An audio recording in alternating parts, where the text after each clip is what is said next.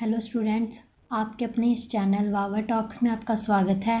आज के लेक्चर में हम ईटीटी सेकंड पेपर के हिंदी के सिलेबस का थर्ड चैप्टर शब्द विचार को डिस्कस करेंगे। लेक्चर शुरू करने से पहले एक छोटी सी रिक्वेस्ट है कि अगर आप इस चैनल पर नए हैं तो कृपया इस चैनल को सब्सक्राइब ज़रूर करें और बेल आइकन को प्रेस करें, क्योंकि इस चैनल पर आपको सभी कॉम्पिटिटिव एग्ज़ाम्स की तैयारी सबसे पहले और आसान तरीके से करवाई जाती है। ज़्यादा टाइम वेस्ट ना करते हुए हम आज का लेक्चर शुरू करते हैं। टॉपिक है शब्द विचार। तो स्टूडेंट, सबसे पहले हम इसके इंट्रोडक्शन करेंगे और उसके बाद कुछ एमसीक्यू टाइप क्वेश्चन करेंगे। और मैं आप सभी को ये बताना चाहती हूँ कि आपको इस चैप्टर को बहुत ध्यान से पढ़ना होगा, क्योंकि जो हमारे आने वाले टॉपिक है वो सारे इसी पे डिपेंड है। तो ज़्यादा टाइम वेस्ट ना करते हुए हम लेक्चर शुरू करते हैं। शब्द विचार निश्चित अर्थ को प्रकट करने वाले समूह को शब्द कहते हैं। इससे स्पष्ट होता है कि शब्द ध्वनियों यानी वर्णों से बनते हैं। प्रत्येक शब्द का कुछ न कुछ अर्थ अवश्य होता है। तो नेक्स्ट है हमारे पास शब्दों का वर्गीकरण। शब्दों का वर्गीकरण 5 आधारों पर किया जाता है। पहला है हमारे पास स्रोत या उत्पत्ति के आधार पर, दूसरा है रचना के आधार पर, प्रयोग के आधार पर, अर्थ के आधार पर और विकार के आधार पर। और हम सभी को एक एक करके समझेंगे। फर्स्ट है हमारे पास स्रोत या उत्पत्ति के आधार पर, और इसके हमारे पास आगे 4 डिविजन्स हैं। वो कौन सी हैं? तत्सम शब्द, तद्भव शब्द, देश शब्द और विदेशी शब्द। तत्सम शब्द तत् प्लस सम 2 शब्दों से मिलकर बना है। तत् का अर्थ है उसके, सम का अर्थ समान, अर्थात उसके समान। संस्कृत के वह शब्द जो हिंदी में बिना किसी परिवर्तन के प्रयोग में लाए जाते हैं उसे हम तत्सम शब्द कहते हैं, जैसे दुग्ध, रात्रि, जल, कवि, गुरु इत्यादि। तो नेक्स्ट हमारे पास तद्भव शब्द। तद्भव शब्द तत् प्लस भव यानी संस्कृत से पैदा हुए। यह सभी शब्द संस्कृत शब्दों से विकसित हुए हैं, जैसे दुग्ध से दूध, अग्नि से आग, सर्प से सांप इत्यादि। तो नेक्स्ट है हमारे पास देश शब्द। जो शब्द देश के भिन्न भिन्न क्षेत्रों की आम बोलचाल की भाषा से हिंदी में आए हैं उसे हम देश शब्द बोलते हैं, जैसे पगड़ी, थैला, डिबिया इत्यादि। हमारे पास विदेशी शब्द। विदेशी भाषाओं से लिए गए शब्द विदेशी शब्द हैं, जैसे अंग्रेजी से जो हमारे पास आए हैं वो क्या है? School, telephone, car, radio station. तुर्की से कैंची, चाकू, तोप इत्यादि। अरबी से आदमी, औरत, मकान इत्यादि। जो ऐसे शब्द जो हमें दूसरी भाषाओं से मिले हैं उसे हम विदेशी शब्द कहते हैं। सबसे पहले हम जानते हैं तत्सम और तद्भव शब्द क्या है। तत्सम शब्द सर्प, जिसे हमने तद्भव शब्द में सांप कहते हैं। चंदर चांद, नव नया, वधु बहू, ग्राम गांव। तो नेक्स्ट हमारे पास रचना के आधार पर शब्दों के भेद। रचना के आधार पर शब्दों के 3 भेद हैं: रूढ़ शब्द, यौगिक शब्द और योगरूढ़ शब्द। सबसे पहले हमारे पास है रूढ़ शब्द। जो शब्द किसी अन्य शब्द के मेल से ना बने हों, उसका खंड करने पर खंडों का कोई अर्थ नहीं निकलता, उसे हम रूढ़ शब्द बोलते हैं, जैसे दाल, घर, जल इत्यादि। तो नेक्स्ट है हमारे पास यौगिक शब्द। योग का अर्थ है जुड़ना। जो शब्द 2 या अधिक शब्दों के मेल से बने हैं उसे हम यौगिक शब्द कहते हैं, जैसे अनपढ़, गुणवान।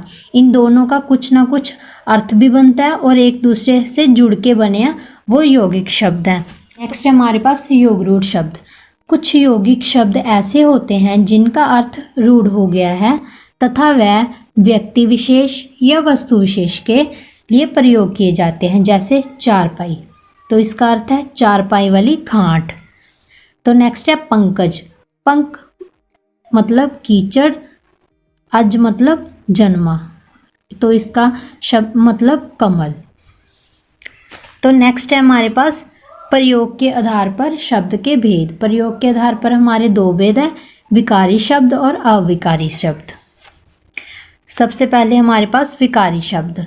लिंग वचन, कारक, काल, पुरुष के आधार पर जिन शब्दों का रूप बदल जाता है या उसमें विकार आ जाता है उसे हम विकारी शब्द कहते हैं। विकार मतलब परिवर्तन। जैसे लड़की खेलती है, इसमें एक लड़की है, तो नेक्स्ट इसमें क्या विकार आया? लड़कियां खेलती है, मतलब उसमें एक से ज़्यादा लड़कियां हैं। हमारे पास नेक्स्ट है अविकारी शब्द।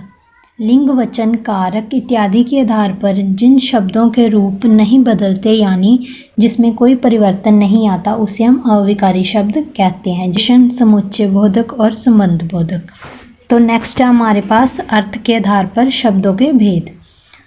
एकार्थी शब्द, अनेकार्थी शब्द, पर्यायवाची शब्द, विलोम शब्द, ऋतु संभिन्नार्थक शब्द और अनेक शब्दों के लिए एक शब्द। पहले हमारे पास है एकार्थी शब्द, जिनका केवल एक ही अर्थ होता है, वो है एकार्थी शब्द, जैसे मित्र, पहाड़, नदी। तो नेक्स्ट है हमारे पास अनेकार्थक शब्द।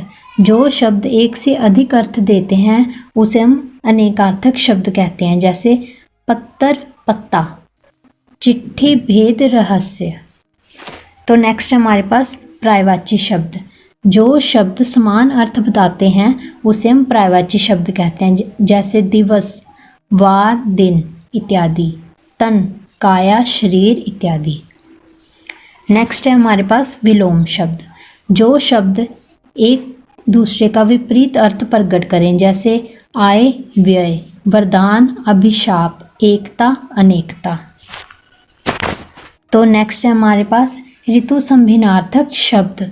जो शब्द सुनने में एक जैसे लगते हैं परंतु विभिन्न अर्थ देते हैं, जैसे अवधि, समय और एक अवधि है भाषा का नाम। नेक्स्ट है हमारे पास अनेक शब्दों के लिए एक शब्द। जिन शब्दों का प्रयोग वाक्यांश अथवा अनेक शब्दों के स्थान पर किया जाता है, जैसे जो ईश्वर को ना माने, नास्तिक, जो मांस खाता हो, मांसाहारी। तो नेक्स्ट हमारे पास विकार के आधार पर शब्दों के भेद। इसमें दो हैं, विकारी शब्द और अविकारी शब्द। सबसे पहला हमारे पास विकारी शब्द। जो शब्द वाक्य में प्रयोग किए जाने पर लिंग, वचन, कारक, काल के कारण अपना रूप बदल लें उसे हम विकारी शब्द कहते हैं, जैसे सर्वनाम, विशेषण, संज्ञा, क्रिया। जैसे सर्वनाम वह, वे, उनका, उन्होंने। विशेषण मोटा, मोटी, ऊंचा, ऊंची। संज्ञा बच्चा, बच्चे, बच्चों। क्रिया आता है, आते हैं, आएंगे। तो नेक्स्ट हमारे पास अविकारी शब्द। जिन शब्दों के रूप में लिंग, वचन, कारक, काल इत्यादि के कारण कोई परिवर्तन ना हो उसे हम अविकारी शब्द कहते हैं, जैसे संबंध बोधक, से पहले, के बाद। क्रिया विशेषण धीरे धीरे, जल्दी। समुच्चय बोधक, किंतु, परंतु, अथवा।